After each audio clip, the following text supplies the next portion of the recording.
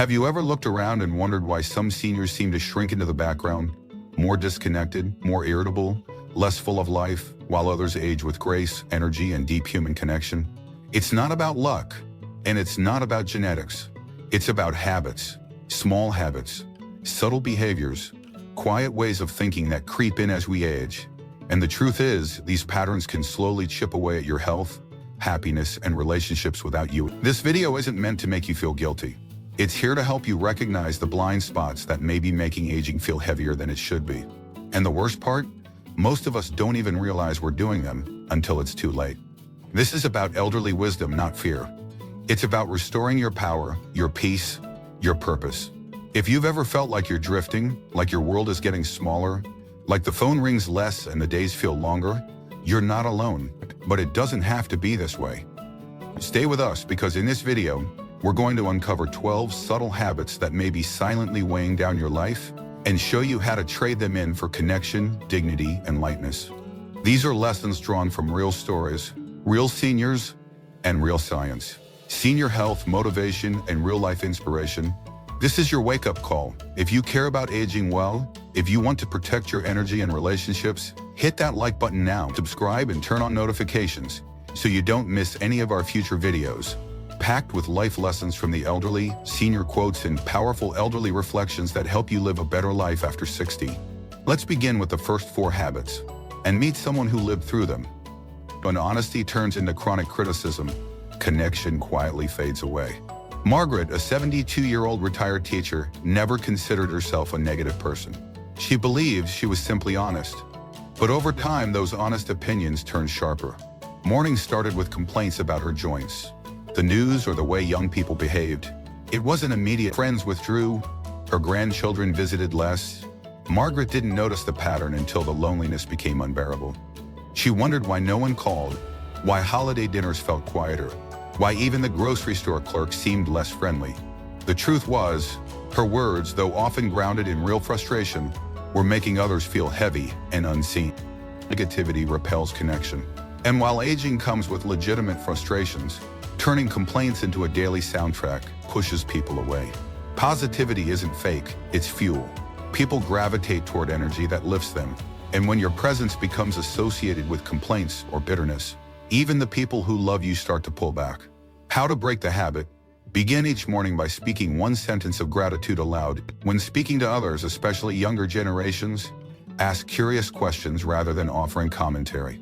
Set a gentle timer on your venting. Rant for 2 minutes, then pivot the conversation to something light, hopeful, or humorous. This isn't about silencing your feelings. It's about choosing where you live emotionally. Curiosity connects, criticism divides. When appearance feels optional, self-respect starts to erode. Margaret used to love wearing lavender perfume and dressing with flair. She had a closet full of floral dresses and a drawer of earrings in every shape. But after retirement, the spark slowly faded. She stopped scheduling haircuts, traded dresses for oversized sweaters. Who do I need to impress? She'd ask. At first it felt like freedom. No pressure, no trade, but the subtle shift crept deeper. She stopped looking in mirrors, lost interest in skincare. Over time, the woman in old photos looked like a stranger. The truth is, self-care signals self-respect. It's not about vanity, it's about vitality. When you care for your appearance, you tell your brain and body, I still matter. You communicate to the world and to yourself that you're still present, still proud, still you. How to revive it? Don't wait for a reason to get dressed. Put on clothes that make you feel confident, even at home. Light a scented candle, gab on your favorite lotion, reconnect with the parts of grooming that once brought you joy. These aren't acts of vanity. They're rituals of self-love. A polished appearance, no matter how simple, invites the world to see you and invites you to see yourself more clearly. When you stop embracing change, the world moves on without you. Margaret's daughter sent photos of the grandkids in a group chat, but Margaret never replied. I don't do that texting stuff, she said. She felt excluded, but it was her own refusal to learn that created the gap. Over time, calls became fewer, family updates were shared through emojis, short videos, and links she never clicked. Her world shrank, not because others didn't care, but because she'd refused the bridge that connected them. Change isn't betrayal, it's connection. Learning small new things doesn't mean surrendering your values. It means staying plugged into life. Small steps keep your brain sharp, your spirit alive, and your relationships current. Try this. Let your grandchild teach you how to FaceTime. Explore one new app a week. When offered help with technology, don't say, "I don't need it." Say, "I'm open." Practice openness like a muscle. It grows with use. Aging with dignity means staying curious. When memories become clutter, joy struggles to breathe. Margaret's home became a maze of memories.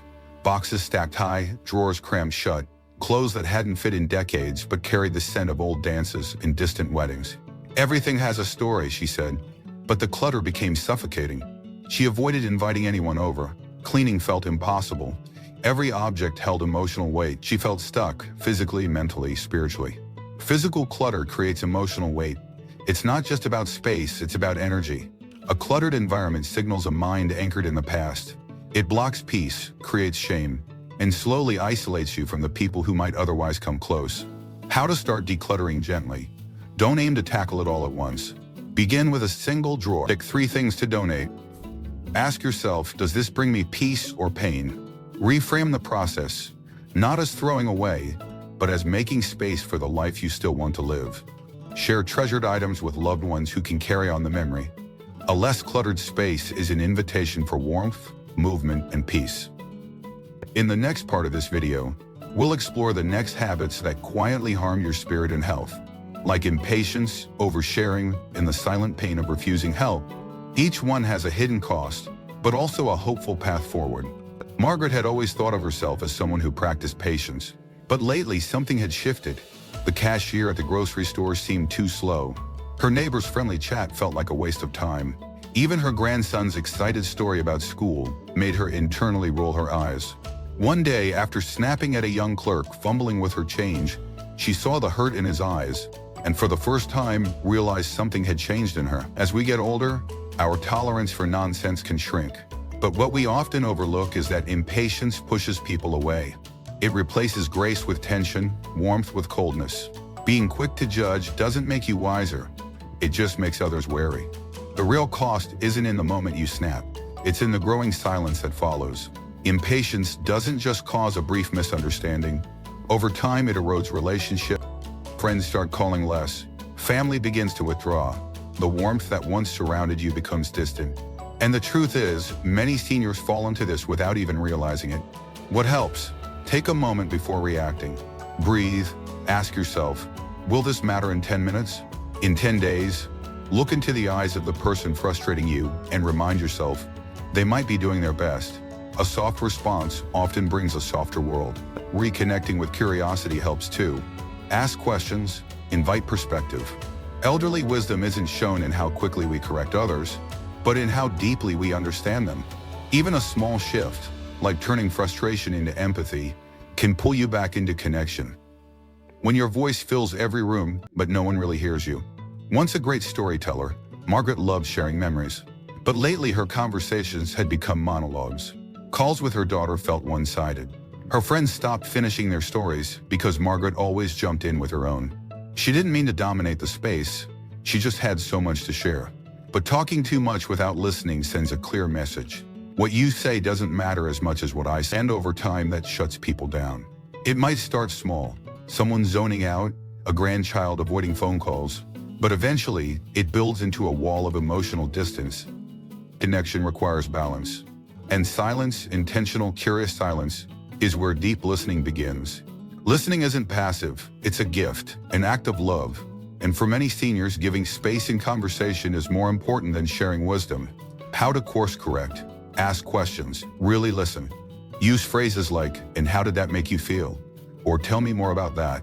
Don't wait to talk, wait to understand. People open up to those who make them feel seen. Margaret learned that a two-way conversation is one of the most powerful acts of love. And when she stopped filling every silence, the warmth returned. Her daughter started calling more often. Her friends opened up again, and the silence was no longer empty. It became space for real connection. In the end, Margaret didn't lose her voice. She simply learned to share the stage. When pride keeps you silent, help stops knocking. Margaret had always taken pride in being independent. She raised kids, ran a household, and rarely asked for help. But one day, struggling with grocery bags, a young man offered to help. "No, thank you," she said, forcing a smile. Later, alone and aching, she realized she'd rejected kindness. Not because she didn't want to appear weak. Refusing help doesn't make you strong. It makes you alone. It's a tough truth for many seniors. The generation that prided itself on self-reliance often struggles to ask for support, even when it's desperately needed. Yet pushing help away doesn't protect dignity. It can erode it slowly through isolation. When we say no to help, we may think we're preserving pride, but often we're building walls. Walls that keep us from shared moments, from laughter, from human warmth. Interdependence isn't a failure. It's human. Letting others assist you isn't a burden. It's a gift to them and to yourself. Try this. Next time someone offers help, say yes. Let someone carry the bag, open the door, or lend a hand. Let others feel useful. It doesn't shrink your worth, it expands your world. Practice asking for small things, like help with a lid or a light chore. You'll be amazed how opening a door for help opens a door to connection. Margaret began to notice that when she allowed help, conversations followed. People lingered longer. She felt less like a task on someone's to-do list and more like someone truly cared for. Vulnerability isn't weakness. It's the bridge to closeness. When you grip your wallet too tight, joy quietly slips away. Financial caution is wise, but Margaret took it further. She skipped vacations, said no to dinner invites, and wore clothes that were decades old, even though she had enough savings. What if something happens, she'd ask. But the years passed, and the something never came. Instead, joy passed her by. She realized she was saving for a life she wasn't living. The truth is, money is a tool, not a trophy.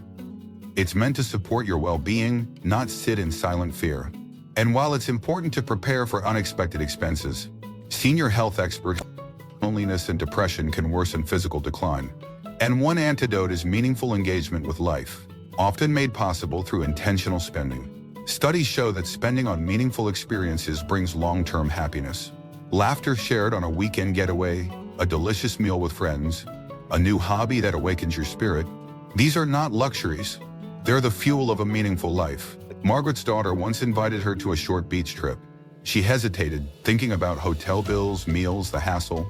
But then she remembered, she wasn't saving for a rainy day. She was saving to feel the sun. Practical step. Create a joy fund. Set aside even a small amount just for you, something that makes your heart light up. It doesn't need to be extravagant. Even a new book, a garden plant, or a trip to the movies can bring back that spark. And once you feel it, the value isn't in the receipt. It's in the memory. Margaret eventually went on that trip. She walked barefoot in the sand, laughed with her grandkids, took silly selfies and told stories under the stars. At that moment, she wasn't old or frugal or prepared. She was simply alive. And that's the point.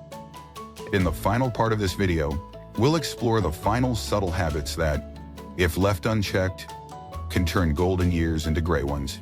Like holding grudges, ignoring health red flags, and talking down to younger generations. But there's still time to shift, because change doesn't need decades, it starts in moments. When judgment disguises itself as wisdom, younger hearts turn away. Margaret adored her grandson Lucas. His visits were once the highlight of her week, but lately things felt different. Lucas went quiet. Minutes later, he said he had homework and left early. The silence after the door closed was heavier than any argument. Margaret hadn't meant to push him away. She was just trying to share her perspective. But in doing so, she made him feel small, unheard, dismissed. Walking down to younger generations creates invisible walls.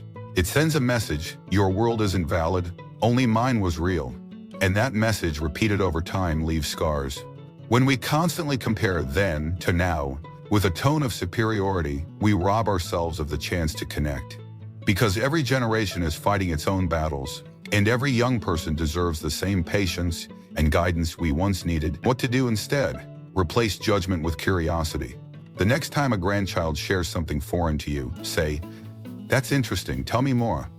You don't have to understand it fully, but you do have to honor it. Because understanding doesn't always require agreement. Sometimes it only requires attention. When Margaret started responding with interest instead of critique, Lucas opened up again. He even taught her to play one of his games, and she laughed harder than she had in years. Their bond, once fraying, was mended with one powerful thread: mutual respect.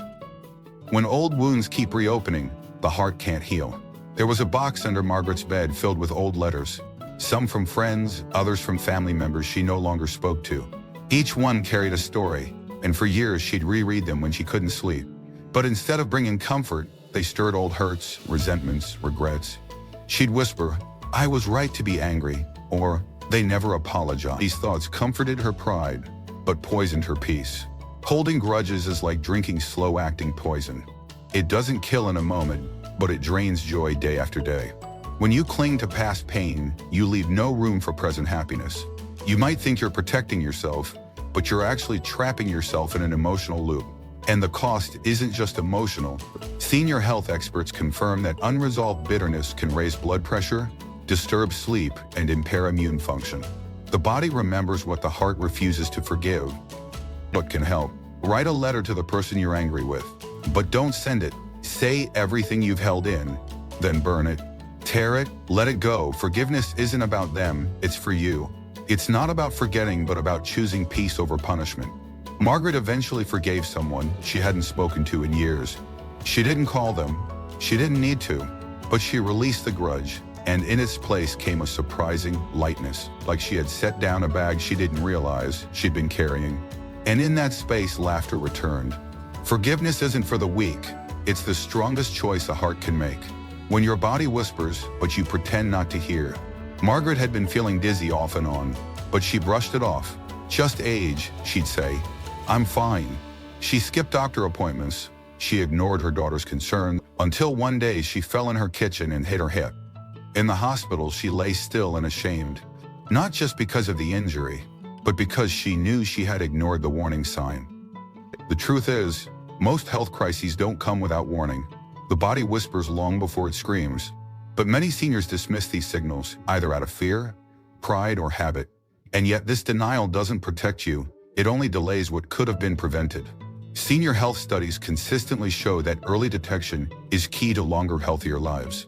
That means listening to your body, not dismissing it. It means acting on the signs: fatigue, shortness of breath, sudden weight changes, or new pain. What to shift? Make health a habit. Don't wait until you're in pain. Schedule regular checkups. Keep a notebook to track new symptoms. Drink water, eat foods rich in fiber and nutrients, and move daily. Even just a walk, and most of all, speak up. Tell someone what you're feeling. Margaret began keeping a health journal, noting how she felt each day. She noticed patterns. She caught early signs of high blood sugar. And because she took action, she avoided another hospital trip. Aging with grace isn't about avoiding decline. It's about responding wisely to its signs. Your health is your foundation. Everything else is built on that. When joy becomes optional, life becomes survival. After her recovery, Margaret sat at her kitchen table, sipping tea and staring out the window. Life had become a list of tasks. Wake up, take medicine, make breakfast, clean, rest, repeat. It was routine, but it wasn't joyful. One night, her friend Evelyn invited her to a movie night. Margaret hesitated. What if I'm too tired? What if it's loud? But something inside her whispered, "Say yes." That night, she laughed so hard her stomach hurt. And for the first time in years, she remembered, laughter isn't a luxury, it's a lifeline. Too many seniors treat joy as optional, but without joy, life shrinks. Days feel longer, loneliness deepens, and even physical health suffers. Research shows that laughter boosts immunity, improves memory, reduces inflammation, and strengthens relationship. In short, it keeps you alive not just in body but in spirit.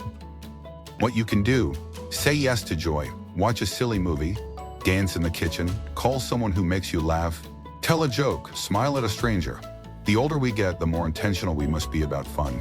Margaret started ending each day by asking, "What made me smile today?" And if the answer was nothing, she promised herself to find something tomorrow. You don't outgrow joy, you only forget to reach for it. And when you do, it reaches back. So now let's pause for a moment.